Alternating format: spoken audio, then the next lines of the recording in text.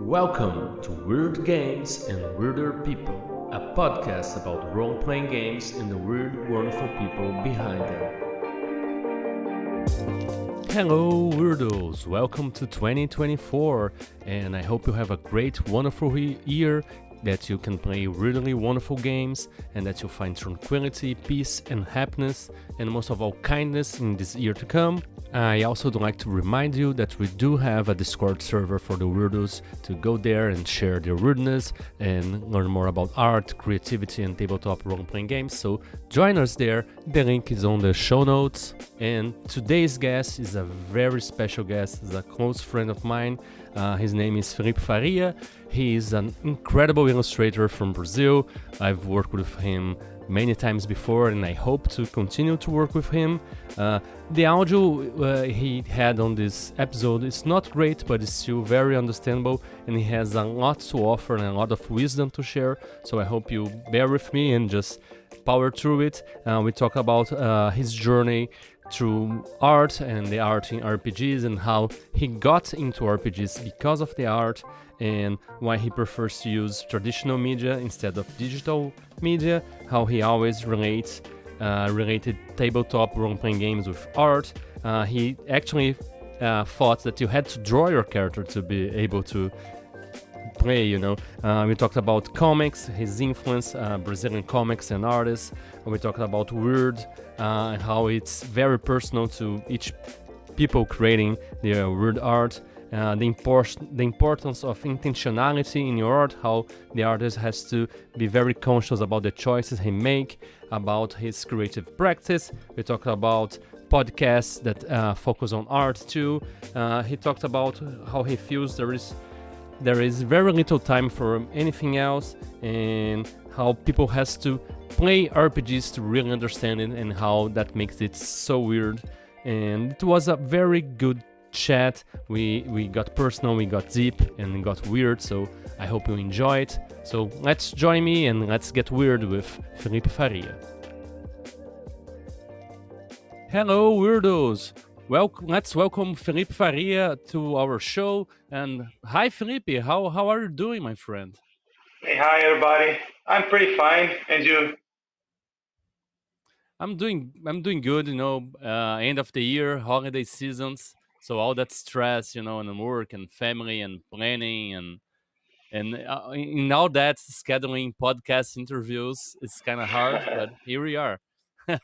Yeah, I know. Felipe, uh, for everybody that's out there, I would like you, if you can, introduce yourself, says who Felipe Faria is, what it is that you do, and if you can, just share a small word detail about yourself. Oh, okay. My name is Felipe Faria. I work as an artist, right? I make some illustrations for fantasy games and stuff. I work with traditional media, right? Like only pen and paper, and I don't know, some weird stuff about me. Uh, I think the only some particular thing about me that I just entered in the world of TTRPGs because of the drawings, right? When I was a teen, I always imagined that to play any kind of RPG, you must know how to draw, right? You must draw something. And since I love to draw, uh, since I love to draw since I was a kid, I was interested in this world, right? But I didn't have any access because in Brazil it was pretty hard to find any Yeah. games, right? And especially during the 90s. Uh, but one day I met a guy and he showed me some magazines, right? The Dragon Brasil, the only magazine about the game. And since then, Yeah. I never stopped, right? I spent a lot of time drawing characters, maps, and a lot of things. I spent more time drawing than playing because we didn't have enough players. But by the time passing, I start playing more and draw less. But yeah, But Yeah. during the last 5 years, I started drawing again. And here I am. Yeah, well, it's great to have you start drawing again because everybody in the community benefited from your art, and the great thing about it is I remember when you started making art, you made that series Inktober, that Gohan, that character that would do all these things using the title generator for sharp swords and sinister spells, right? Yeah, And it was already so amazing, but as you make more and more art and you're always making new art, you see how your work evolved so much, how you acquired techniques, how your contrast is better, how your composition it's improving every time you draw, and it's a pleasure to see uh, how wonderful you already were as an artist, how skilled you are, but how not only that you continue to grow and continue to learn and improve your art and your work, and that's very inspiring for anyone uh, that is watching out there. And you mentioned getting into RPGs because of the art, because of the drawing. Do you have any favorite artists that really inspires and captures your imagination, like RPG artists that were responsible for your you entering the RPG space? Like who were the artists that really draw you in the RPG world? well, first of all, thanks for the kind words, man. I really appreciate it. I don't know. I when I was a teen until my 20s, I really loved comics. Right? I followed. I didn't follow, but I used to buy some magazines of some comic books from specific Yeah. artists. For example, if I had a Arthur Adams or Jim Lee or Todd McFarlane, any of these artists, I used to it's automatic buy, right? The story didn't have to be so great, but I really admire these artists. I used to copy them a lot. Then I got into mangas, right? I started reading Dragon Ball and the other stuff. I think that the major influence on my composition style comes from mangas because it's a very dynamic art, right? And Indeed, yeah. from the RPGs, I don't know. I remember some names like André Vazos.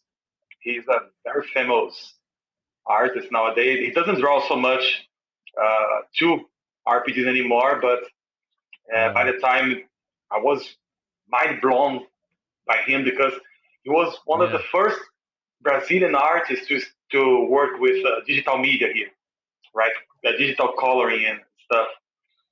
And I don't know that there was Erika Wano too. She was the Oh yeah, Erica Vano, yeah. yeah, and but I was Young really caught Avenger was the the manga. manga, right? Yeah, Yeah. Yeah. awesome. Yeah. And I was really caught up with the art from Werewolf the Apocalypse. Oh yes. The black and white art Werewolf. for me was very Yeah. impressive. In the I, comics I in the beginning, right? yes, yes. I don't know why I didn't. I was not into the vampire artwork so much. The vampire Dark Age, I loved a lot, but the vampire, the basic book, I didn't like so much. But Werewolf, I was obsessed about everything that was there. Yeah. You mentioned you work a lot with traditional media and not so much with digital arts. Do you is that just a preference, or is this some limitation? Why do you prefer working with traditional media instead of digital art, digital tools? About 15 years ago, I think, I was curious about digital art. I started doing something, but I was never comfortable using the tools, the tables and Yeah. with the tablets and anything. I was never comfortable with that. I used to draw on paper, scan it, and try to color using any software I was in my hand. But was not a comfortable process to me, right? It never were. And by the time I started working with commissions and stuff, I didn't have the time to study and dedicate some more time to learn and to improve this skill, coloring and drawing digitally and stuff like that. And from some years to, I started just I decided to focus all my efforts to improve what I already had in my hand. Only the traditional media. I don't know. Maybe in the future I will try again, but nowadays I don't have the time, unfortunately. Yeah. Well, yeah. I don't understand. I kind of have some of this too. I do prefer traditional media uh, because of the feel of the paper. I Yeah, do have an iPad that I can draw in it, but when you feel the paper, you feel the pressure, you feel the inclination. The tablets can simulate this, but it's not the same thing. And I always remember one of my professor that always said that. Uh, when you do with your hand, you get the paint and you mixture the colors, and the color, the green you make, like mixing your yellow with your blue, will be a green that's you made it. You won't be available on other people's palettes. But when you use a computer, the green you pick there, everybody will pick the same green. And like the tools you pick, everybody use the same tools, and somehow things can start looking much other alike. Like I remember, seeing some of those more, contemporary RPG books that use a lot of concept art, right? yeah, And concept arts, a lot of them are made, with mainly digital tools, and you see like dozens of artists, and it might be me, I admit it, but I see some of these books and they look like they were made by the same person, but it's not. It's like exactly.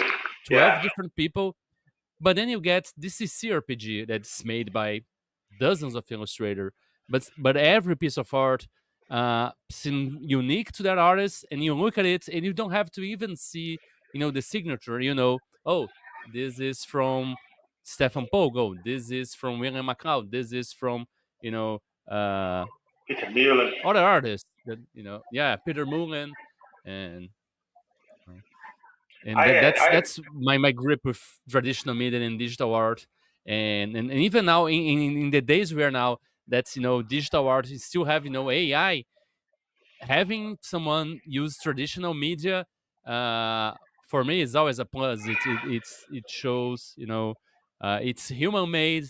Someone made a decision. It's it seems more unique, and weirdness is all about being unique. So I think it fits very well with the spirits of the show yeah. in some way. And that's something I wanted to ask you. Do you Are you interested in the weird? And if you are, how would you try to define it like in a personal way? What is weird for you? What is weird for you? And how do you seek it, in life and in games and in art? Oh, that's a very deep question. But I don't know, man. No right or wrong answers too. Like any personal interpretation of it is just I, fine. I see. I don't know, man. We, for me, as I see it, the art is like you do something with your work, as you said, right? Something that everybody see, anybody can see, and people will tell that from you, right? Without see any signature or anything. Like it's not about only drawing. I think it's about any kind of art you do, Yeah, right? The way you write, the way you draw, the way you paint, right? That makes you weird. But there are some personal choices that I think is the weirdest thing.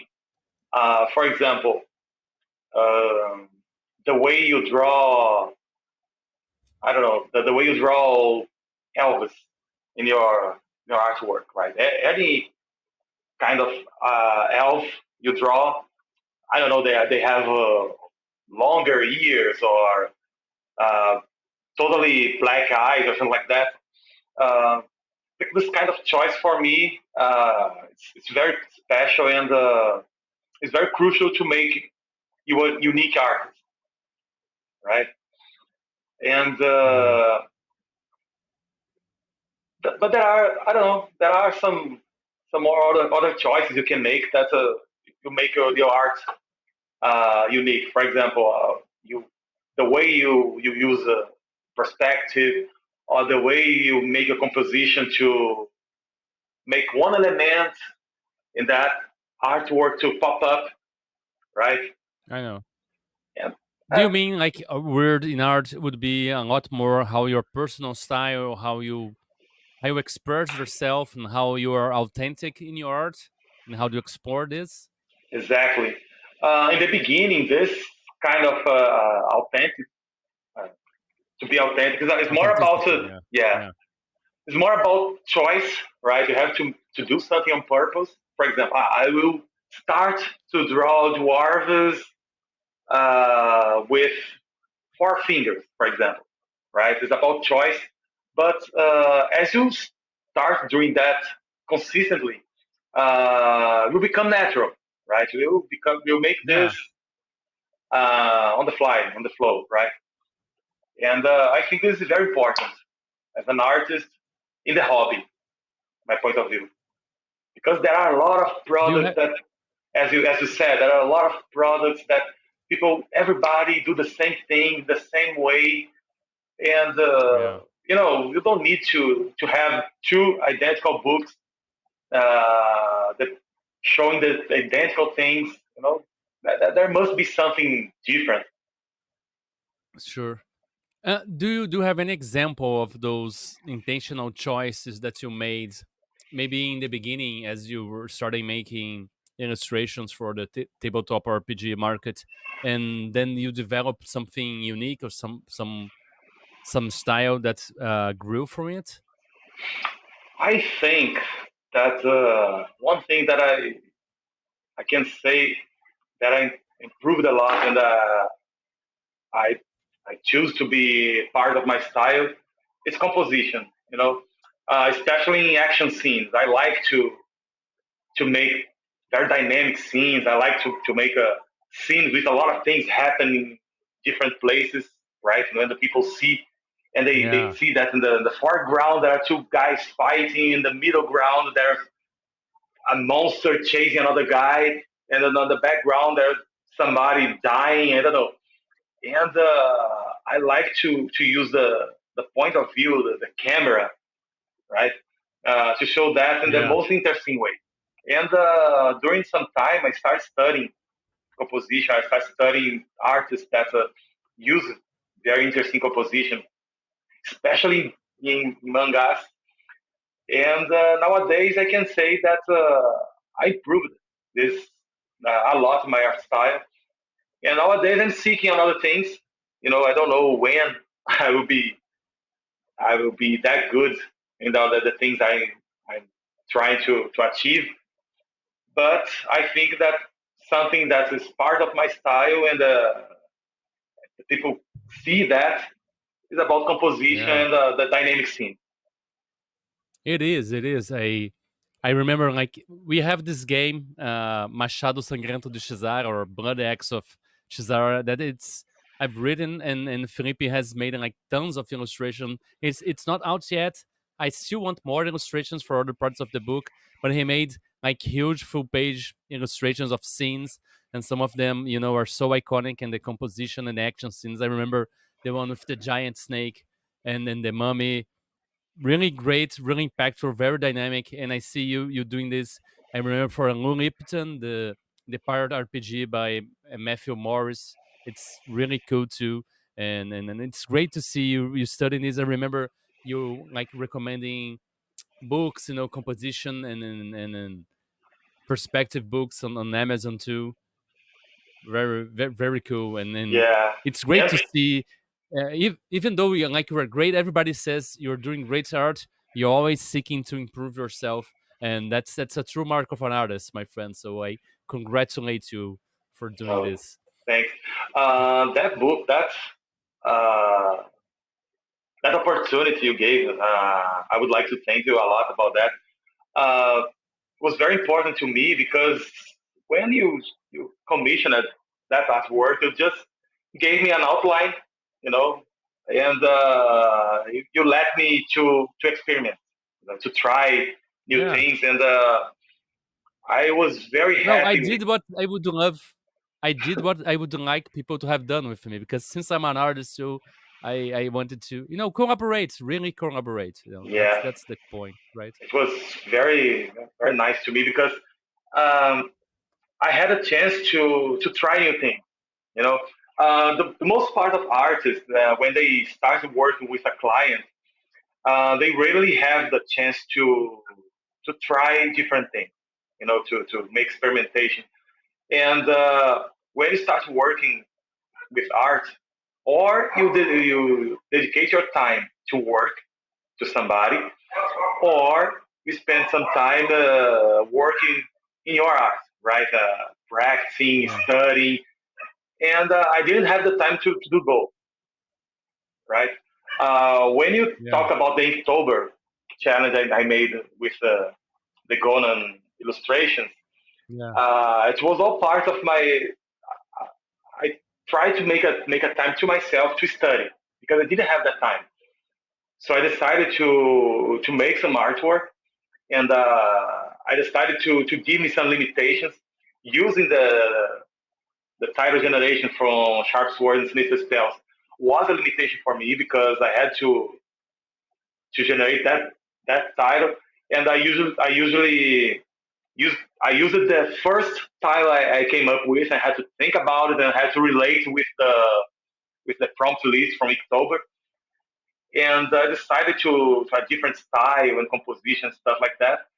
And after that, the only real opportunity to work on different stuff, to do something differently, was with the Machado Sangrante Shizar. After that, wow, I had some other clients, but it was not the same. I had a lot of fun. I had to tell you that I had a wow. lot of fun. Thank you. I'm really grateful, and I hope we can work with some more illustrations. The text is actually edited, so I'm gonna take a look at it, write a solo version for it, and then translate to English too, so we can release on both places. Oh, And cool. uh, Felipe, do you have any kind of creative ritual you may do before start working? Do you like listen to some music, put some shoes on, or you know sing a song to invoke the muse before you start drawing, or you just sit down and do the work? Man, I usually take a look on the briefing when I work with a client. I used to take a look on the briefing one day before, uh, and I used to look for references, some kind of composition. When I have enough time, I like to draw some nails, like miniatures of the composition. I Yeah, make a different ones, like 4 or 5 different compositions, different takes. This helps me a lot to put things in place before I hit the paper.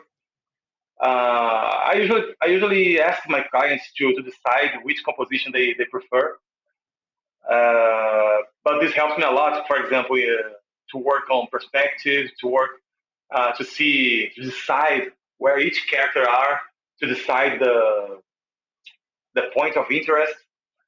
But when I go to draw, I usually go to my room. I I put on some podcast. During 3 or 4 years, I used to listen a lot of podcasts. Nowadays, I discovered that a lot. I love listen to podcasts of people telling their stories. Like some artists and stuff. Not only people related to RPGs, but any kind of artists. Sometimes musicians are. yeah, You know, yes, yes, yes. and I like to draw. But when I'm inking, I like to listen to music. Like some Mm. rap music or stuff because What music? I don't know, like I like listen to rap music or some trap or something like that because when I go ink, I don't need to focus anymore, right? I just go to some kind of zen state and I just go ink in the stuff. But when I draw, I need to focus, so I like to listen to people talking. It's like some kind of white noise to me, you know. But All right. when I go And to ink, can you pay attention to their conversation, or do they just become white noise? Really, it's just people no, talking in the background. I really pay attention. I really pay attention. Okay. Sometimes I listen to the same story 2 or 3 times, depending on the person, if the story is So interesting. But it's any particular story it stick to you, like a good story to tell, or can you share with us anything good that's caught your attention? there was a podcast about art. The name is Iconicast. It's a Brazilian podcast about art. And Iconicast was the iconic group was a group that used to help artists. You know, they make mentorship and stuff, but they were good at making people to develop their career, not only about the artwork and style, but only the career. Right? If you wanted to be a concept designer, that was the right place to you. And they used to Hmm. invite different artists from different areas and styles, and they used to tell their story, how they started working, and the most of the stories were relatable to me, right? How the people how they started For sure. drawing and how they had the first professional experience, their frustrations and fears. There was the first time I learned about the imposter syndrome, and I don't know. The most part of their story was very interesting to me. Right? There was a guy. I forgot his name now, but I listened to his story about twice. His Yeah. father was an artist. He used to work with comic books and stuff, and he used to work at home. And he said that the most part of his childhood memories was his father drawing. His father spent a lot of time drawing at home because it was his work, right? And Yeah. he was very frustrated about that because his father didn't give him the attention he wanted or he needed. But when the guy was 15, his father passed away, and they struggle a lot economically because the father was the only one working at home. And to help his family, the guy decided to learn how to draw, from scratch, literally. Wow. And he spent 2 years studying.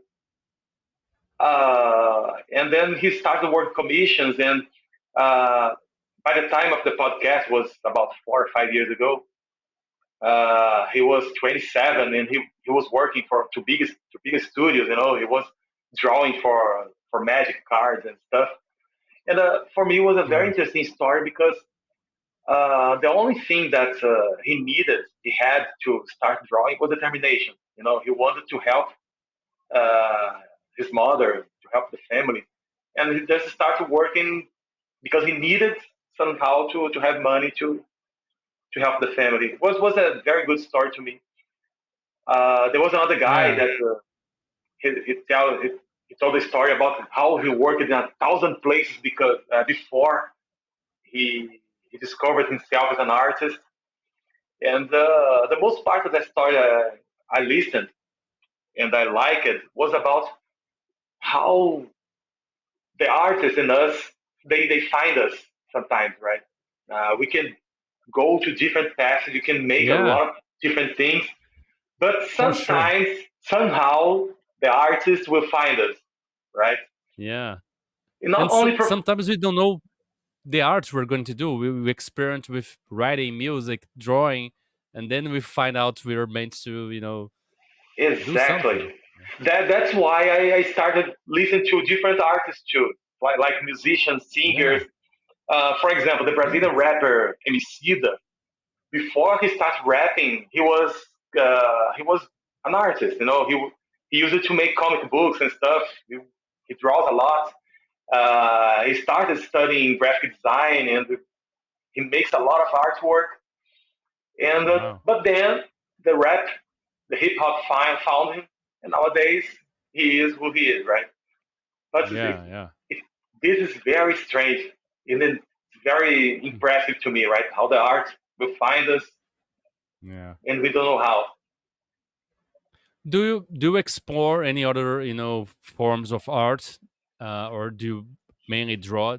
Have you ever tried any like music writing, rap, or anything like this? Do Man, you feel like experimenting? yeah, I feel the need to write.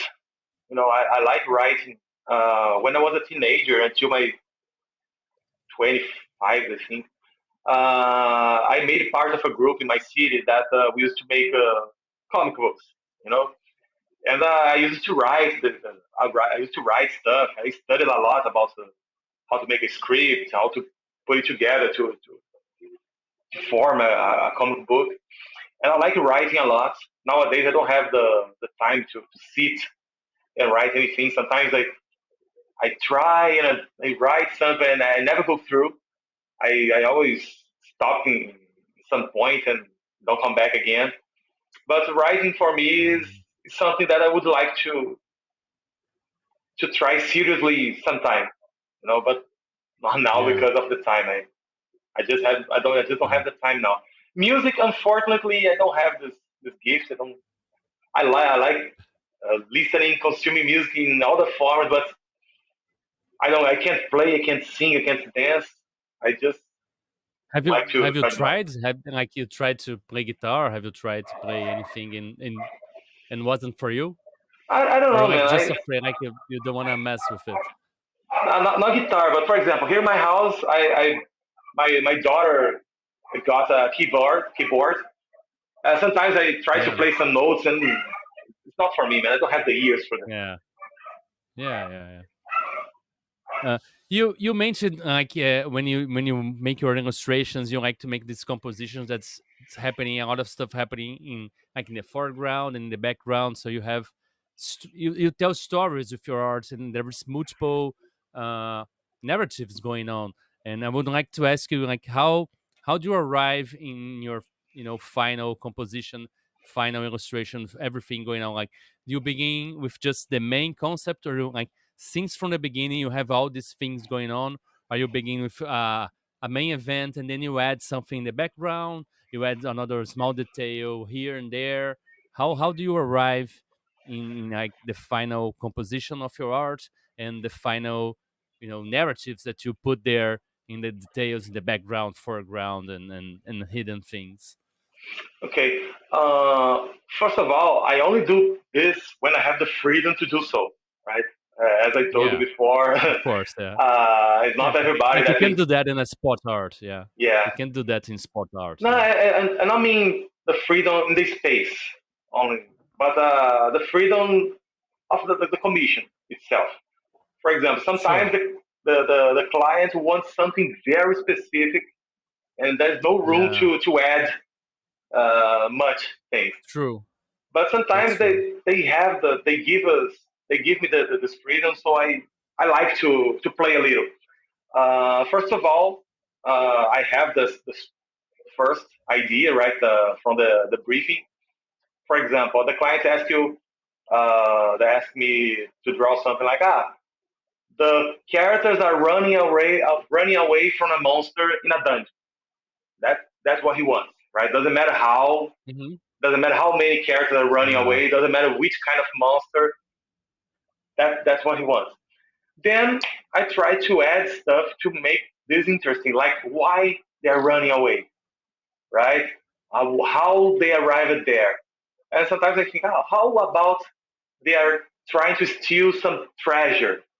And I add two characters carrying a big chest of treasure, for example. And why the monster is chasing them? What's the relationship between the monster and the treasure, for Yeah. example? And I try to add, I I don't love know, this. some the same style of jewels that are in the chest. The monster is wearing something like that. The monster has a pair of earrings or a nose Yeah. piercing or something like that, because this creates some kind of relationship. Relationships. Yeah. Yeah, when the people see that picture, they understand what happened. They say that Yeah. they fucked around and they found out. because there's a monster Yeah. chasing them because they messed up with everything. And I like to create this kind of story. Just answer that question, right? Why? How? And I try to add Yeah, that. it's When I great have, because you're telling a oh, story and you're also giving even players and referees that are reading the book and the text says one thing, but the image has their own story, and then that can also inspire adventures. I remember that I see DCC RPG, their adventures they could have like a contest to create adventures based on the illustrations of the book because each yes, of them tells a story. It's like your own illustrations do the same thing. exactly. I remember to see some kind of stuff like that in the Werewolf, the Apocalypse, the player guide, the player's guide. They used to have a lot of interesting illustrations that was very inspiring. Sometimes I feel like replicating that scene in my table, in my games. Yeah, So I try to do something the same, right? I would like to see that people, oh, that was very very nice to have in my game. That scene, that yeah, that danger and etc. And yeah, I don't know when I add this stuff, I think the main point is give people things to think about the game, right? They yeah. they they know what is possible to do. Yeah, I love those images that you look at it and you see what's happening, what's going on, but you can spend like hours just looking through it for details, for like, oh, this armor has this symbol that's from that order, or there's all this meaning, all this choice, these intentions, as you said. Make choices, be intentional when you do your art, and this will tell something about you, about the world that you're writing, the people that you're drawing, and then you put it very well. Make choices and then be intentional when you do Yes, things. I think Yeah, this is very important. Even if I have yeah, a huge load of artwork to do, I like to put this stuff. Right, I like to stop a little and think about that because this helps to make the game unique. Sometimes you for can sure. use you Yeah, can use the same game system and the same set of rules, and the setting can be just a little different. And if you can show the players what can be done in that setting, or what can be done in yeah. that set of rules in an image, I think it's a good thing to Yeah. be done. It's a great thing, a perfect thing, and if you can do that with images, it's a lot more. It's easier to remember, and they can picture that as they play, and inform the fiction too. So, uh, world building isn't just text and tables and maps, illustrations, and the way the book is presented. Like Kosmosaurs is a great example of it. The image tells a lot about the game and the world just as much as the text and the tables. And when people see, the blood X of Chisara, the same thing. I love the way you did like dwarves and the heart of the mountain, this kind of stuff. It's very very unique and tells a lot about the game, even though it's not from the text or something, you know, from the Yeah, author of the game. I think especially when the game is about a very different kind of fantasy, like Cosmosaurus is a good example. Primal Quest too. Uh, there must be this kind of illustration, to show people that how how the word is exactly. I think helps a Yeah, lot for sure. Yeah. to bring the game to the table. Felipe, what would you say was the weirdest art or illustrations you ever made for a game, and how did you arrive at that, The weirdest. or a Uh, recent one that really marked you for something weird? yeah, I'm trying to. Oh, it's not the weirdest, but it was the most different thing I worked on, and that was very important to my growth as an artist. Was the project Kalimba, right? Uh, It's a game about What happened to it, by the way? What whoa, happened to it? yeah. We'll talk about Kalimba later. Kalimba is a game, it's a RPG about African fantasy. African fantasy, yeah. Yeah, and I when the author came to me and asked me about uh, if I was available to work with him and etc.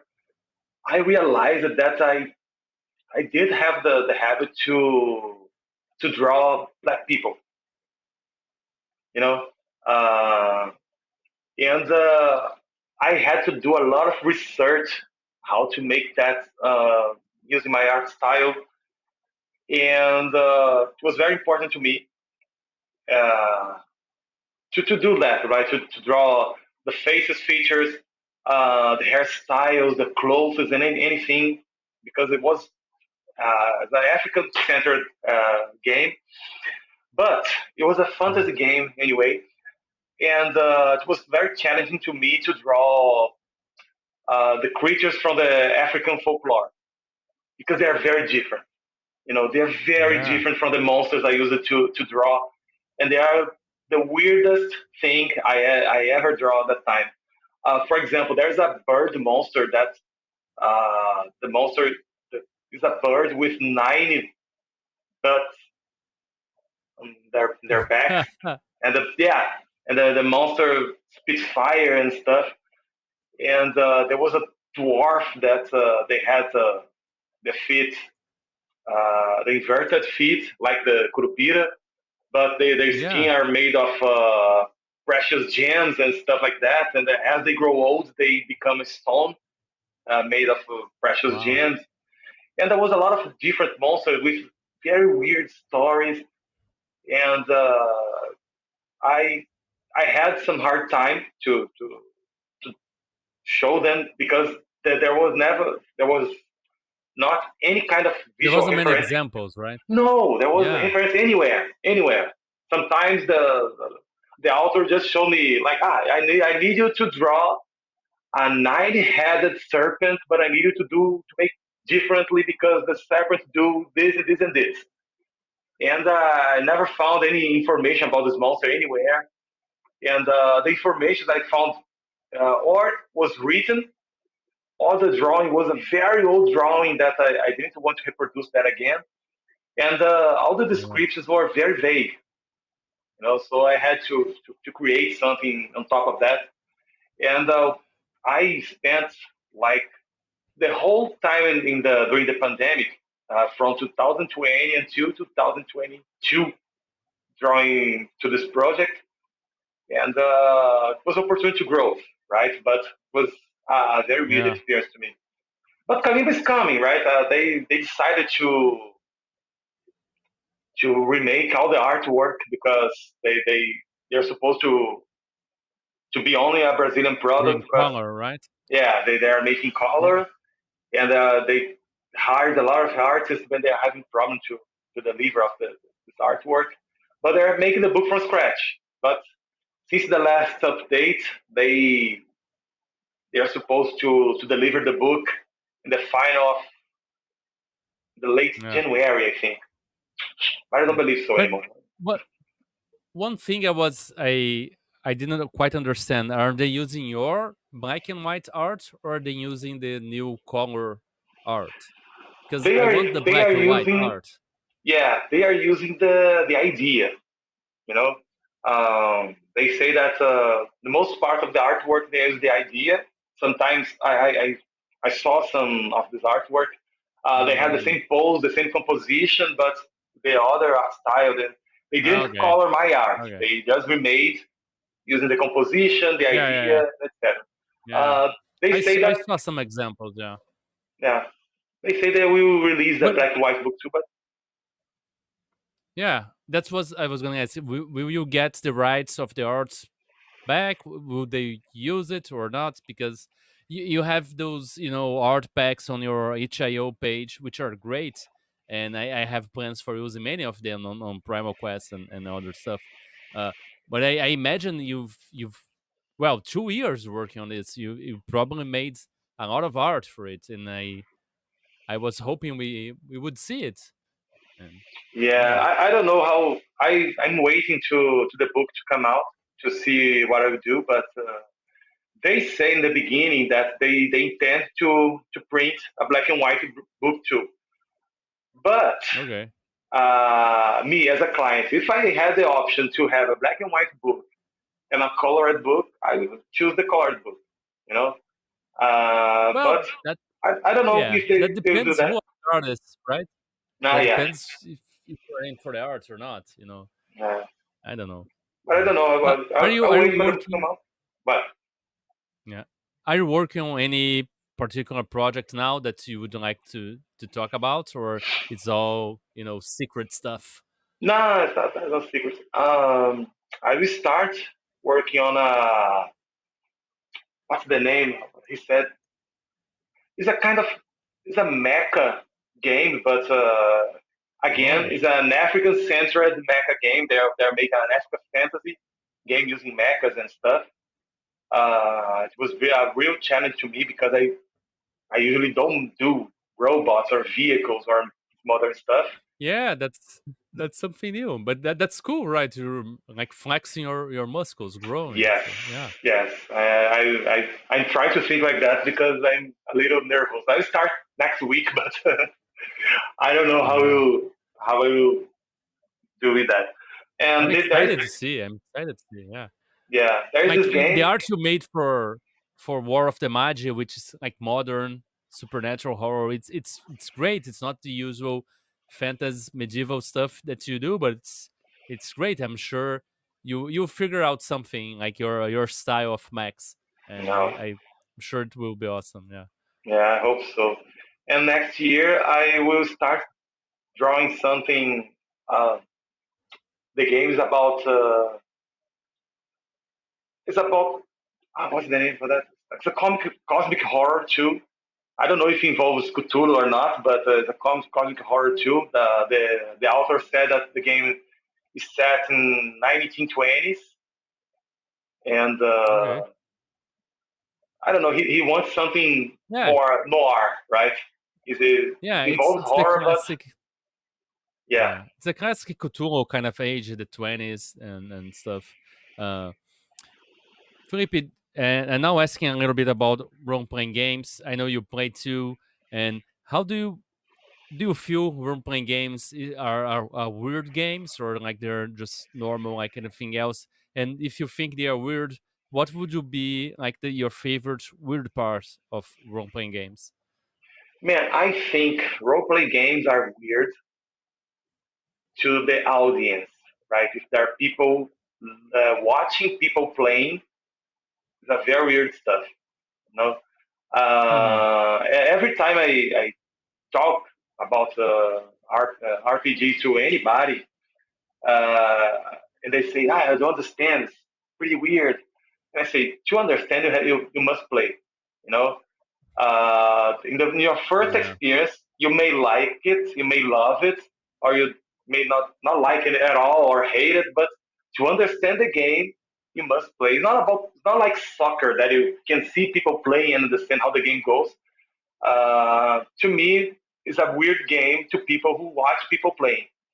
But as you play, it's a normal game like any other. But you must be involved there, right? You must be part of that Yeah. collective imagination.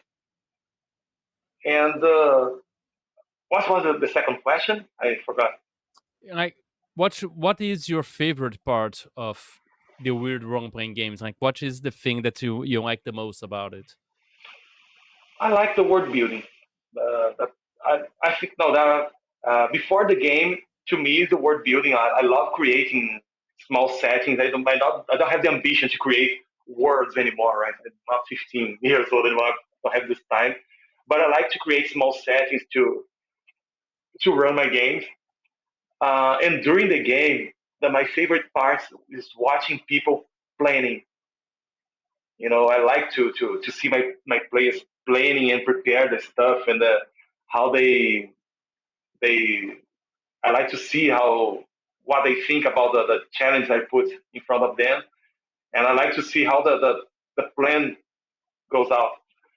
Um, yeah, How the plan I'm falls apart when it meets the challenge, right? yeah, sometimes, but I am the kind of I like to be the player's fan, right? Like you say in the dungeon Yeah, world. yeah. But Do I you do like to see, you do you GM more? Do you run games more than you play it? Like are you oh, a usually lot, the game master? a Okay. lot. I like Yeah. 95% of the time I am the GM, and I like this position. I like the Yeah. I I like it too. Yeah. yeah, I think it's a part of me. Sometimes when I play, if I play too long, I start getting anxious, because Do you know why do you prefer running games instead of playing? Do you have any idea why? I think it's a part of creation. As I told you before, I like to create Oh stuff. yeah, Right? I yeah, like creating yeah. the settings and the challenge and Makes sense. the Yeah, the world building. Even in your art, you like to tell stories while you draw. So it makes sense. You want to build words and build stories and build yeah. situations. So As a yeah, player, I can only create opportunities, right? But I like to see how the world works to the players. Uh, yeah. Hello, weirdos. This is Diogo Nogueira, and I'm back with a word from our sponsors. Me. I just released a new game called Kosmosaurs, in which you play a dinosaur space ranger who protects the galaxy from evil threats such as slime bankers, undead pirates, and Kosmosaurs from a void dimension. It's a game with a runes light system inspired by Forged in the Dark and Lasers and Feelings. It comes with a bunch of tables for you to generate content for it. If you know my games, they're really easy to play and they have tools to help you improvise and play with low prep. It's an ideal game for one-shots, short campaigns, and introducing new people to the hobby, and it's a really perfect family game. I play with my kids all the time. It's a game inspired by Saturday morning cartoons. It's really well illustrated by Lucas Kowalski from Poland and with a great layout by Guilherme Gontijo. It's a really fun game. You should check it out on DriveThruRPG, itch.io, or exclusively in print on exaltedfuneral.com. I have many other games there, check them out. All the links are in the show notes, so click there. And let's get back to Weird with our chat. What did you say was the weirdest game you ever played? Even like it can be a recent game, and it can be either RPGs or video games. If you play other kinds of games like board games, video games, I was mainly asking interesting weird games you have played that made an impact on you. hmm, let me see.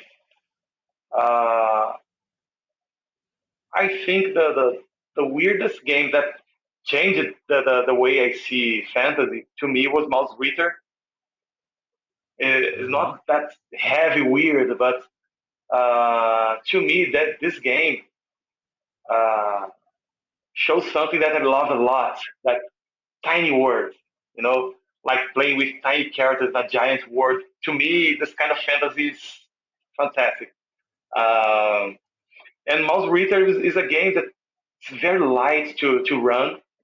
The handbook has everything you need and helps a lot for you to create weird stuff. It's not only about mice running Yeah, from cats. You can deal with fairies. You can negotiate with crows. You can run away from yeah, all witches and stuff like that. Uh, to me, I this game changed a lot the way I think about fantasy. To bring this weirdness again. Since then, I I knew this game. I knew about this game. I try to bring this to all different kind of this kind of fantasy to all my tables yeah, differently. To bring something that the players don't expect. For example, we're playing medieval fantasy setting. They're not find the typical elf. You're not finding the typical dwarf. You know, uh, this kind of thing bring the weirdness to the table. I think that's the point. yeah, yeah. But what you said about tiny characters in a huge world even made me think about maybe Primal Quest if I could take this approach and creating place where everything is so big that even like humans and other like bestial people of Primal Quest would feel like super small because dinosaurs are huge, so there could be Totally. like forests that are completely gigantic, and even like a rabbit could be a threat, like a three Yes, meter tall rabbit in like in a place that the primal energies are like so strong that everything is gigantic. That could be something to explore, this logic of tiny people in a huge world. That's exactly. it's an I interesting think, way to do stuff. yeah, I think that's this change of size, like make everything gigantic, or you can make everything small too, right? I read about an island in, I don't know, man, some parts of Asia, I think, that the animals they are smaller version of the animals you used to see, right? For example, there's a tiger. There Hmm. was and the most part of the animal is seen. There was a tiger that is like 60% of the size of a regular tiger, for example. And you can be the characters can be the giants in the world too. Why not? You know, I Yeah, just yeah, I just think about that the words can be different. The words can presented differently to the player. For example, uh, if they go to a house, the house can be, I don't know. I just said weird somehow. The size yeah, is just one yeah, part yeah, that you can explore a lot. To Primal yeah, Quest, my opinion, it's the approach of the tiny humans in a giant world is perfect. Like we have giant insects, we had yeah, giant mammals and reptiles, the dinosaurs. You yeah, can find giants, and the sky's the yeah, limit. yeah. Yeah, Philip, do you have any other hobbies besides role-playing games? Uh, even exercise. Do you do anything else that it's mainly for you for distraction and entertainment? I like playing video games when I have the time. What have you been playing? Man, I was playing Elden Ring. It's a Souls-like, the open world Souls-like. Yeah. If you didn't see this game, I think you should, because the I should setting, play some Souls game. I haven't played anyone yet, so I should dude. try Start. something I someday. I suggest you to start with Elden Ring because it's an open world. The most part of the Souls games are only dungeon crawling the most part of the time. But Elden Ring is an open world. The setting is very interesting. And there is something in the setting the that I want to bring to my games when I play RPGs, that the story is not given to you. You know, the story of the world when you interact with people, or when you have a special item in anything. To know the story of the game, the story of the world, you must You find go out into. as you play, right? Yeah, no, you must go into the Yeah. details. You can't finish the game without understanding anything's happening. Yeah. You Wow. can finish the game. You say, "What the hell?" Or you can What play the fuck was going on here? just like that. When I finished the Yeah. Bloodborne, another Souls game, it's just like that. I finished the Yeah. game and I say, "What the hell, man? What the fuck happened?" Because I didn't know what was happening. The terms, the expressions Yeah. the character was using, I didn't know anything. Then I found Wow. out that to learn about the lore, you must read the item descriptions, because the item description, there's a piece of lore you have to learn about. And Elden Ring to me is the best example of Souls game that brings a amazing world. Every part of the world has a unique atmosphere that you have to learn to adapt and face different challenges. The game is amazing, man. I just stopped it because my daughter was born, but in a month or two, I'll come back to the game again. Mhm. Besides that, Wow. drawing used to be my hobby, but I don't draw for hobbies for a long time. Yeah. Now it's a job, right? Now it's a Yeah. job. My wife says, you work with a hobby. It's not a hobby anymore. It's a job. I feel a lot of Yeah. pleasure doing that, but the job. I started some months ago to work out. I started working out, and feels good. It feels good. Yeah. I was a It does. sedentary kind of guy, but now I like to hit the gym and feel tired.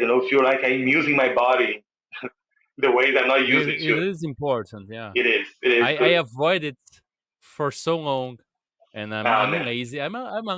I consider myself late, but it is so important, especially for anxiety and stuff, because it gets you out of your head, Dude, back to you your know, body and back to in the moment, and then that's makes a big difference for me. yeah. Yeah. You know what? Uh, I the moment I felt that working out it was good to me. Before I haven't seen any result in my body. I don't feel like I'm a muscular guy. I was working out for like Well, yeah. five. No, I'm not. I'm not. I was working Yeah. out for like 5 or 6 months, and I didn't see any result visually. But one of these days, I was playing with my daughter. We're playing with a paper sword, uh, for Hmm. like Yeah. 20 or 30 minutes, and I was not painting. I was not out of my breath. Some Awesome. Yeah. and A before few a that, few months ago, yeah, it would be right. yeah, no, I was not out of my breath, and I had the energy to play more with her or do other stuff.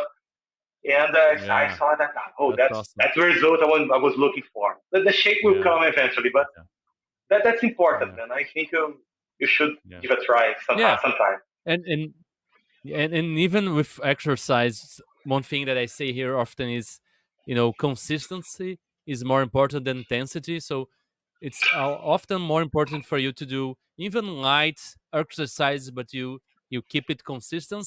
Then you do like twice a week. You go nuts and you I don't know. It was lift never my all the intention. weights and stuff. Yeah, yeah, yeah, I am a tall yeah. guy. I'm almost 2 meters tall. When I Wow. started when I started the gym, the instructor uh, he showed me how to use the machines and stuff like that. And when I started doing the exercise, he looked at me and said, "Oh, you can take more weight." I said, "If you want me to come Yeah, back yeah, tomorrow, I want." You know, yeah, yeah. because Exactly that. Yeah, I am a tall guy, but I'm not strong. Then I wanted to do something consistently, but if I have all my body aching every day, I wasn't. I knew that I was not going to return to the gym. So I just took the yeah, light weight and make some slow exercises, and nowadays I am in a good pace. But yeah, yeah, especially we artists, people who work sitting, especially, we must do yeah. something because it's very important to the health. Uh, Back pains are not all the only bad things can happen to you. That there are a lot of Oh yeah, heart problems and a lot of stuff can happen to you if you don't stretch your body or if you don't move a lot, right? So yeah. it's And important. mentally too. We're talking about taking care of ourselves physically, but even exercise is good for mental health too. And one thing I would like to ask you that do you do anything for your psychology, for your mental health? Uh do you take care of yourself in this way? Did you do therapy? Do you religion does help you, spirituality, or philosophy, or meditation, or anything that you do to help you clear your head and keep you focused and. Man, unfortunately, I don't do any of this stuff. I don't. I can't say that I am mentally healthy, but thanks God, I don't suffer any kind of. Uh, I don't suffer from anxiety or depression, any kind of thing like that. But when I feel that I am overwhelmed, I like to be in silence. I like to be in a quiet place. Hmm. Uh, Yeah, that's important. and the most part of the time, this quiet place is when I'm drawing. Like I spend Mm. like 2 hours a day drawing. About Do you two draw hours every day? every day. I draw every day, and I Awesome. spend like 2 hours, 2 hours and a half drawing, and that's the quiet place. That's the moment my daughter knows that Yeah. she can't talk to me a lot. Sometimes she just go there and ask me something, and I give to her like prepare some snack or something like that. But she knows that's my moment. When my wife is at home, she knows that my moment. So they respect that. So I have my quiet moments Awesome. there. Sometimes my quiet moments when I am in the car, like when I go to the supermarket, I park my car, I close the windows and spend like 2 or 3 minutes breathing, like without listening to anything. Like this Yeah. moment of quiet helps me a lot. Like to because I am a teacher, I work as a teacher. Yeah. Moments of quiets are Yeah, rare, I don't but have this moment of quiet. And to me, as the months goes by, as the month goes by, I become very stressed. Like if you talk to me in February, I'm a different Felipe from the Felipe from September, for example. Because in September, yeah. October, I am very stressed. So I feel like my humor goes to hell. I become a little bit rude to people. So that's the moment I need this quiet moment a lot. You know? So I try to save this time to don't talk to anybody, to don't listen to anything, just the quiet to put my mind at ease. But I think eventually I'll have to go to therapy because it's important, like to help uh, to help to keep me healthy, because sometimes Yeah. it's important to anybody. Like the same way you Yeah. must go to the doctor to see how your body's going, you must go to therapy to see how your mind is going. Yeah. Nobody's And is and naturally and you healthy. can find different treatments work for different people. Yeah, no, Yes, even different kinds of therapy or different ways to seek it too. So yeah, exactly. I think but it's that it's good that you think it's hard to seek. Mental health is it's a new thing. We're just learning how to take care of ourselves too. So that's completely normal too, right? especially for men, you know, Yes, uh, yes, yes. for mental health for We're men. not supposed to talk about this right now. We're all fine. I'm Yeah, fine. yeah, we must be fine. Yeah, Gotta be fine. Like yeah. you, We're you, fine. you're. I don't know, man. You're not feeling okay. You Yeah, cannot sleep. Man, you just have to. yeah, You must have some cup of beer and everything. You're gonna be fine. yeah. That's Just push bullshit. it down. Yeah, Just man. push Man it up, down. man Yeah, up. That's yeah, yeah, that's not healthy. yeah. That's pretty Yeah, toxic. But yeah. We grew up with this, right?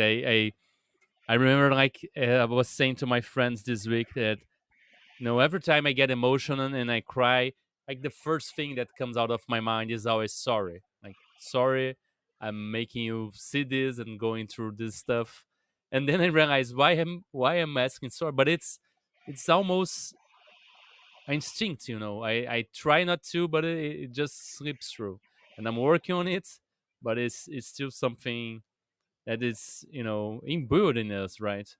To feel ashamed of being emotional. I think. feelings in general, right? Sometimes we talk Yeah. about crying, but for example, showing affection is also something that is awkward Yeah. to men, right? Like Yeah. you Yeah. cannot. Yeah. Yeah. You feel strange if you say "I love you" to a friend, Yeah. Yeah. right? Yeah. Exactly. Like saying I love you to friends, and I've been doing it for a while, and some of them are just fine with it. Some of them like you see them like kind of Yeah, find it come on, kind of man. What's weird that? sometimes. Yeah. Yeah. Yeah. Yeah. Thanks to my daughter, I had the chance to access the side of me, to be emotional because Yeah. the only times a man can be emotional, when they're supposed to be with their wives or their kids, then can be emotional, right? They can say I love you to Or them. or watching football. Or Yes, watching football. That's like yes. that's when you can be emotional. Like You cannot be emotional watching volleyball games, for example. There must be soccer, you know. So Ah, I don't know, man. yes, That's yes. That's only a melee game. Yeah, that's bullshit. But yeah, uh, it's just something that I always kind of remember just going through things, And now talking about other weird experiences, more personal things you might have had.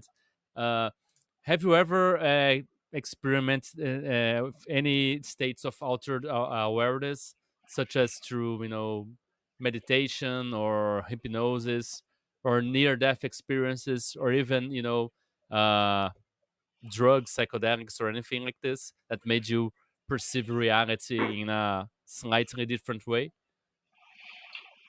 I don't know, man, if this counts, but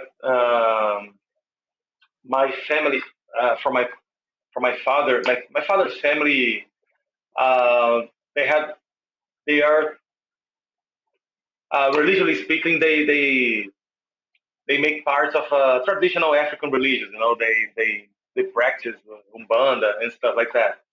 Yeah, And when we are younger, my mother used to seek help with my aunt that she used to be a leader of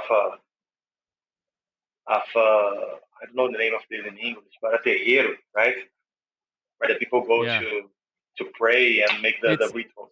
It's candomblé, or it's any other faith like this, I or is I it a think it's specific candomblé, faith? man. There's a lot of time I don't Okay. go there, but I think it's candomblé. Okay. Um, and there was a time that I was sick. I was really sick. I was in the hospital for 5 days, and my mother was desperate. And she took me to my aunt to see me, to help me spiritually. And during the rituals, that like they sing the songs and they play the drums and there are a lot of smoke and different smells and stuff like that. I felt a little bit dizzy by that time, but when she took my hand for a moment, I felt like I was not in my body anymore. Like you can see the stuff like in third person. I don't know, man. Like you can see your Yeah. body, right? You can see your Yeah. body Yeah. from another point of Sure. view. It just lasted like a couple of seconds, you know. But like like my mind came out of my head and returned it like for a couple of seconds. Then she said that I had to eat a lot of different food and stuff like that, and she gave me to my mother a syrup, a mixture of herbs and stuff like that. Then I returned home, but I never forgot this experience. Uh, No. Curiously, after that, I did return to my aunt's terreiro again. I never participate of the her religion again. I can't say I'm a religious person, but I never came back to that again. Not because I was afraid, but because other circumstances led me to not return there. But that was a very weird experience I had, about my conscience and stuff Yeah. like. And I never forgot because the feeling was very, very strange. Yeah. Those things can happen in spiritual environments because of the music, the smells and sounds. They all. Uh, it's our senses, right? When meditation and even drugs, they all mess with our senses, so like the stimuli, so that's when we get to those stages of different perception, Yeah, and as right. you I saw it think from. this will eventually lead us to a trance. This trance Yeah, can last yes, a it's a lot of time or trance. not, but it's Yes. very strange. I understand how people Yeah, like this feeling. I understand, but for me, it was very strange. yeah, I like to be yeah, like to be in yeah, control of my yeah, conscience. yeah, but it can also be about exploring who you are in that place, right? Because uh you get perspective. As you said, you saw yourself from outside of your body. So sometimes it's not about, oh, this feels good and it feels fun. It's really about, let me see what I can see from it. Let me see who I am too. That's a lot about this, outer state of awareness is about self exploration too, and Yeah, that can be fun. and that can be scary, and you really, it's a box of surprises, I would say. But Yeah. yeah, You know I what? like it for fun too. But yeah, You know what? I'm very it's curious about, man. The people who can, what's the name when you control your dreams? There's a name for that. Uh, lucid dreaming. yes. Yeah, People who practice that. yeah, I'm very curious about that. But I know that there's a risk yeah, to develop sleep paralysis, right? So yeah. people I who had sleep practice, paralysis without doing that. really, Cesar Capace, yeah, when I was a kid, but uh, well, what happened was do you remember when Ayrton Senna died? yeah, I on that week I was telling a lot of jokes about Ayrton Senna dying, and when went to home and sleep, I woke up with like being pulled off the bed. I felt someone was kind of strangling me, and was night terrors. yeah. And but for That, me, it was like a ghost. I made Ayrton Senna pissed because I was telling jokes about him, mm, and he came and haunted me. But I don't think that's what it happened. But that's how I understood it back then. So yeah, yeah, I see. That there must be scary shit, man. Come on. yeah. But Well, and the same day that this happened to me, my grandmother was sleeping on my parents' bed because they were traveling to São Paulo as my father was having her heart surgery, and my grandmother was sleeping in my parents' bed, and the next day she told me that she was pushed out of the bed by someone or good, something. So yeah, man. strange stuff, but Yeah. yeah.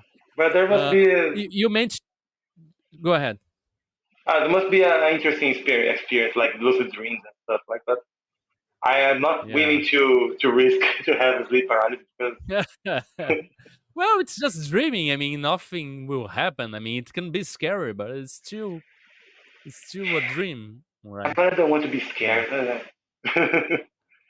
I prefer Do you to like horror movies, or do you don't not like, at all, because man. that's Not at oh all yeah. because I spend a lot of time thinking about that. I'm not talking about Oh yeah.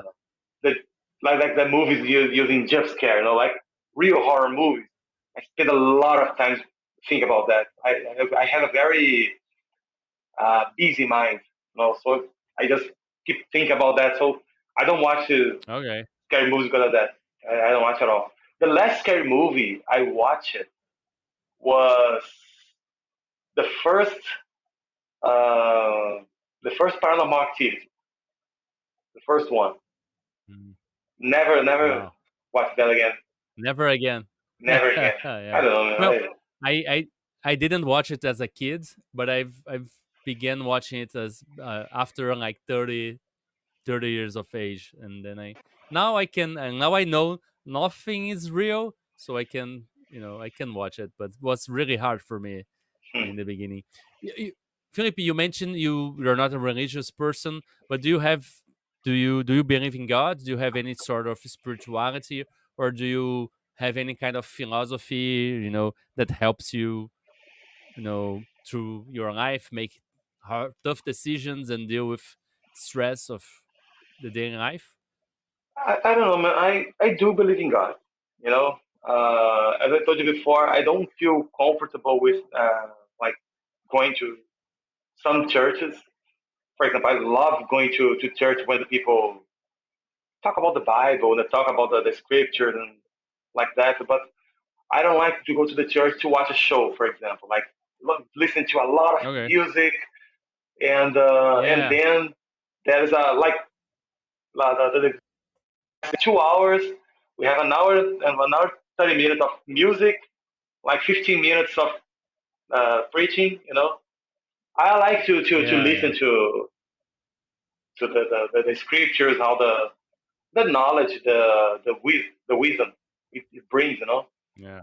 But I don't like the show. Not this more popular. Yeah, the show, Yeah, the I don't like the show. turning it into a show business kind of stuff, like. Exactly. you know. When I Yeah. was younger, I Yeah. used to listen to Father Marcelo, and Father Fabio de Mello in the radio. No? Yeah, That I like the message. I like a lot the message, but I don't like the show, and that's why I don't feel I get it. comfortable going to the church. You know, but I feel Yeah. like I must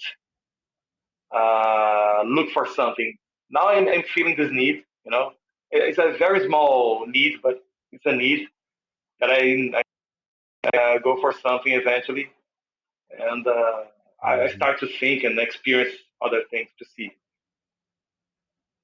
Cool. But do you are you interested in any particular kind of religion or scripture or anything that you maybe read to help you, or you still just looking around and to see where Yeah, you are more I drawn don't know, to? man. I would like a lot to talk to different people from different Faiths, religions, yeah. yeah, faiths, because I don't know, because they can show me how they feel about the Yeah, religion, how they live yeah, with their religion, and I can decide which path is better for me from there. For example, yeah. uh, I Makes remember sense. I remember a guy that I used to work with when I was I don't know 19, 20 years old. That he wanted to to take me to their church, and the first thing he said to me is, "Oh, you must go to my church because there are beautiful girls there." You know, Yeah, and I say, yeah, man, I won't go to the church because of the girls. So it's not that approach. That's not the proper approach to me, right? Because I was yeah. not interested in that when I talk about that. I was always a curious person about the Bible, about the Hmm. stories, about Christianity in general, and I wanted to understand how people feel during the cults. But when he Yeah, told me about that, that pushed me away, because I don't want to be in that church that people must use girls to attract people to participate of the cult. So, yeah. but I Yeah, like to. it maybe have to do with maybe he wasn't really that spiritual. He maybe he was going there because he felt he had to go there, and girls were just the excuse he had for himself to. Yeah, it's not so bad. There's girls there, maybe, Yeah, right? the church was a kind of here in my city. This church is a kind of church that gives a show. You go there, Yeah. the church is Okay. it's all about glamour. You It's a can see social that. gathering. Yeah. Yeah, yeah. It's a So I social don't gathering. want to be part of this. You know, Yeah. uh, if I go to the church, I prefer going to smaller ones. When people they talk to you and they see in your eyes. Yeah. And Yeah. I think this is better. For sure. Philip, do you believe in ghosts, aliens, or in like any other supernatural thing? And if you do, have you ever had any experience with any of you? Have you ever seen a ghost or a UFO or you know, Man, ET de Varginha or anything like this? man, I used in UFOs, but it was I don't know. It was a teenager thing. Um, I think I believe in spirits. I don't believe much in like ghosts haunting places and stuff like that, but I think I believe in spirits. Uh, I'm What's the very. difference for you? I think spirits is a part of our existence, right? It's like it's what remains after we die, and this like this energy or something like that. That they must be go somewhere, another dimension or plane or whatever you call. But I don't believe in ghosts like evil or I don't know, an angry spirit that is haunting places and try to contact people or something like that. When I was before I got married, I used to date a girl that her family was spiritualist, you know, and we talked about a lot about that, about the spiritual world, how the stuff worked, and all the structure they have for their religion that it's very interesting and it's pretty believable if you think about it. And I think that something like that exists. I don't know if I believe in reincarnation, for example, right? But I think there must be something after that, after we die. I don't know if there's a heaven or hell, or if there's a spiritual world, but I like to believe that there must be something after that, after life. Sorry, and for from like our final questions are more whimsical and has to do more to get to know a little bit about your wants, your personalities, and so uh, if you could have any superpower you could imagine, what would you choose to have, and what would you be the first thing you would do with it? That's a hard question. Let me see. Any superpower? I don't know, man. I'm a huge fan of Spider-Man. I think I don't know if I have his agility. For me, it was something really nice. Or flying. I don't know. But if I had any superpower, I think I wouldn't be the kind of crime fighter superhero or something like that. No, I try to use superpower to have a an interesting job or something like that. Try to make some Yeah. maybe that not like Okay. the voice style, but something like that. I don't know. Yeah, maybe as Spider-Man you could be like in one of the great attractions of Cirque du Soleil or something because you're like Right? super Imagine that. nimble or something. Yeah, yeah. I don't know. Who I, knows? I I was never a Yeah. fan of like magical superpower, like people who can teleport or read minds like that. I always like the physical ones, right? Like this guy, the guy is super strong or super fast or something like that. I don't know why. I think that's Yeah. more interesting. I don't know why.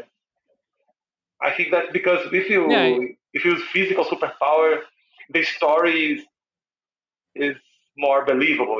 You cannot create bullshit like that. For example, the guy can read minds, so he erases your personality and Yeah. your mom's personality and that. I don't know. But if the guy Yeah, I can mean, dodge a bullet, he'll dodge a bullet, and that's it. yeah.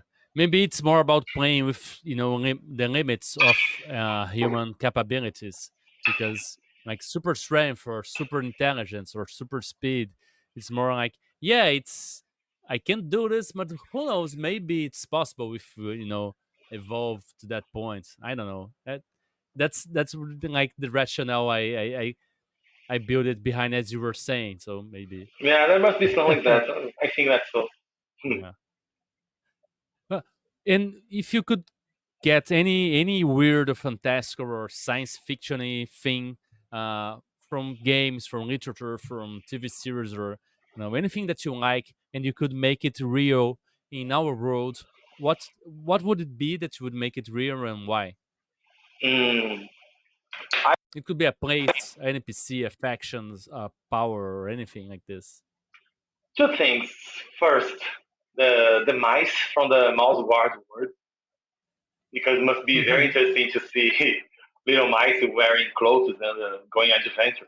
Like imagine that you wake up in the morning, there are a group of 5 or 6 exploring your backyard or something like that. Yeah. And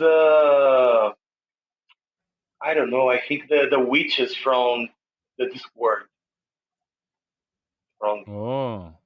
because the witches from the Discord, they are the most interesting spellcasters I ever seen in any fiction. They're amazing. Like the way they see magic and the way they don't use magic to do stuff.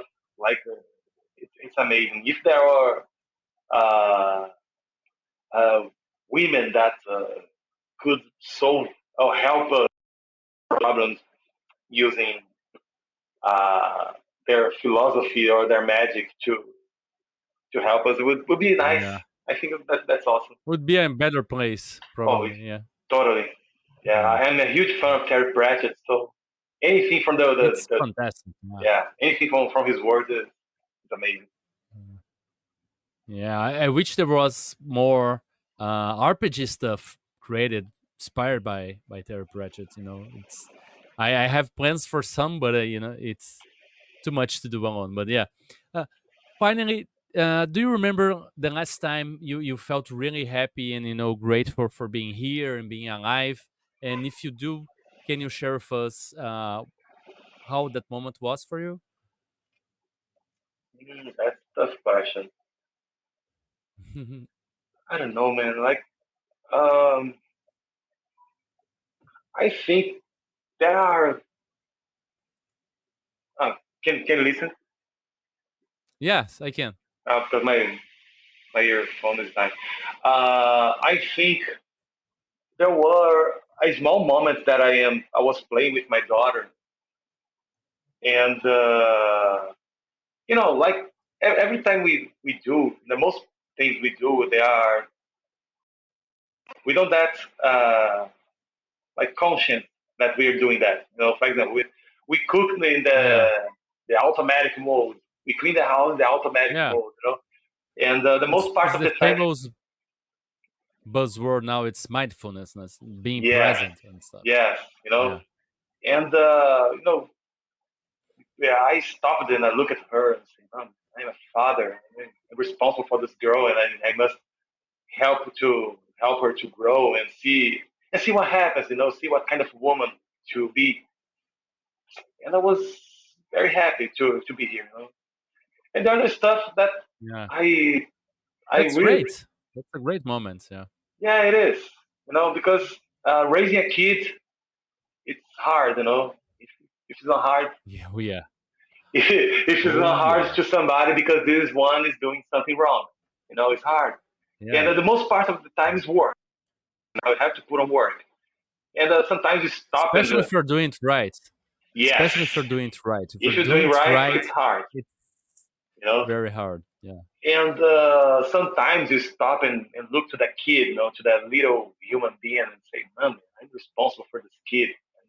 I'm trying to help yeah, this kid to become a adult and a nice person, stuff like that.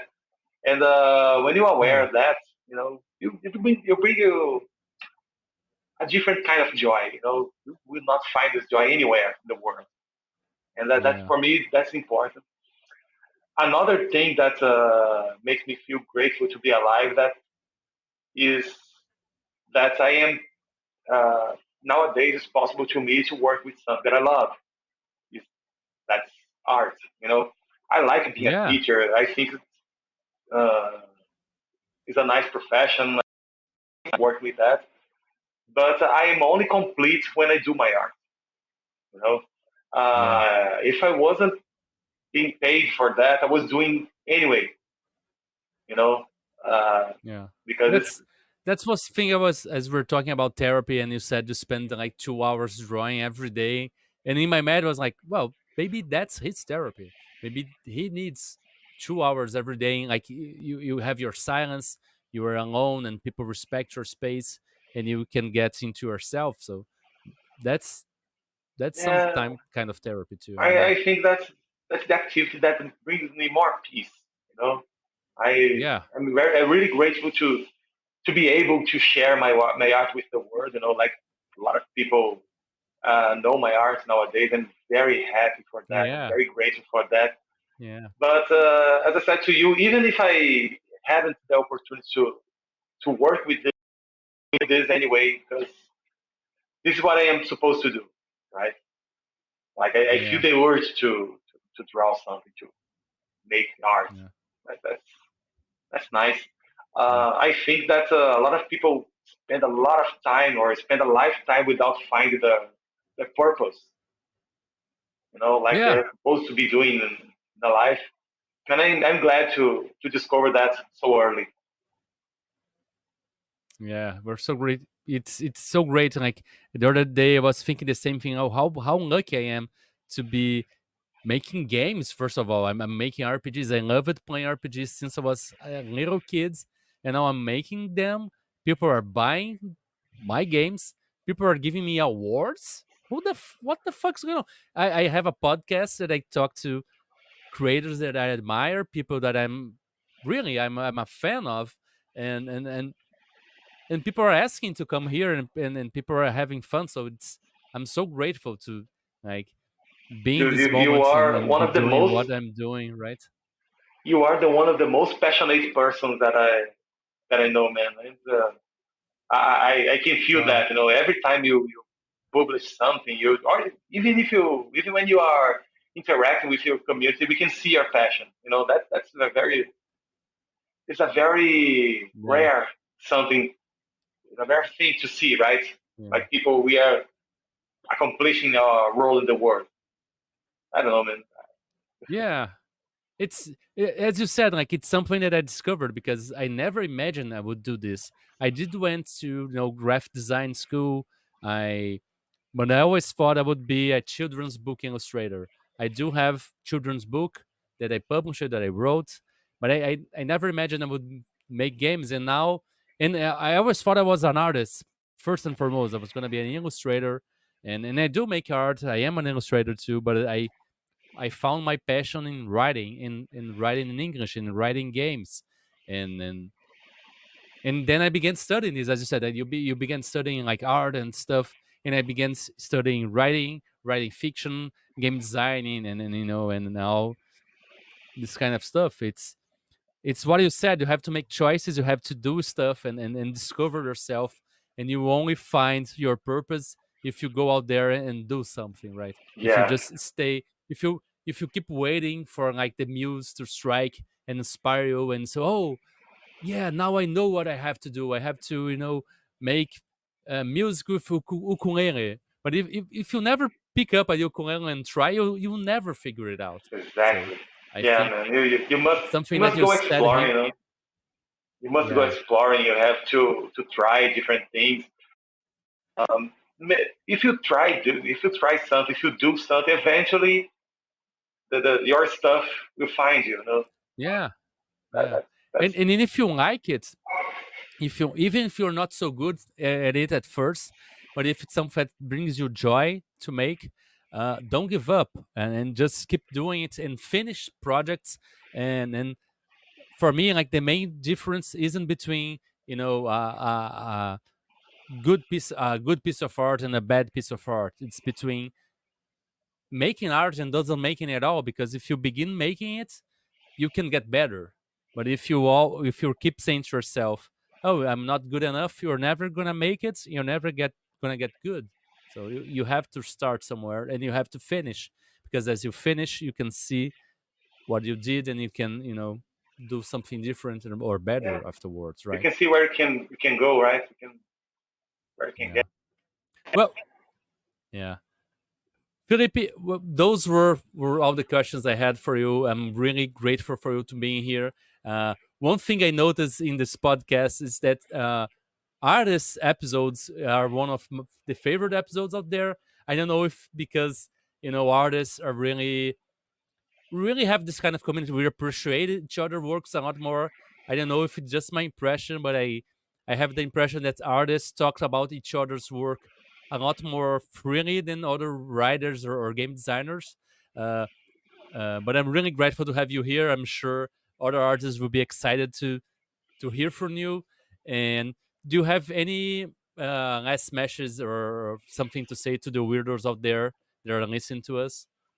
Oh, first of all, thanks for the invitation, man. I'm really, really happy to participate of your podcast.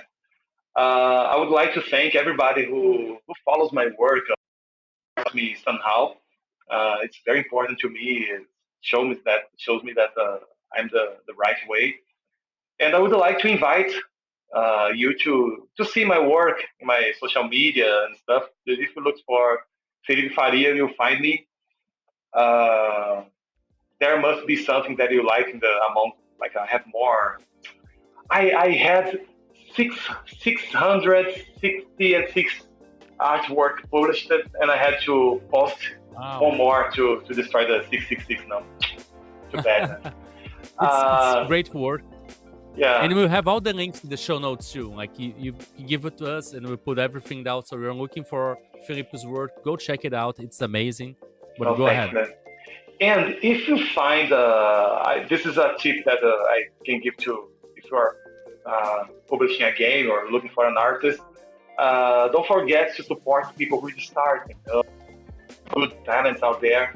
A lot of amazing people who's just needing a little push to start.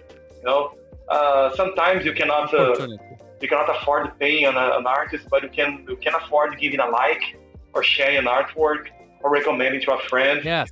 This is really important. Reviews. Remember that the RPG is about community. It's very important too. Make our community grow and grow united. It will be good too. So thanks a lot.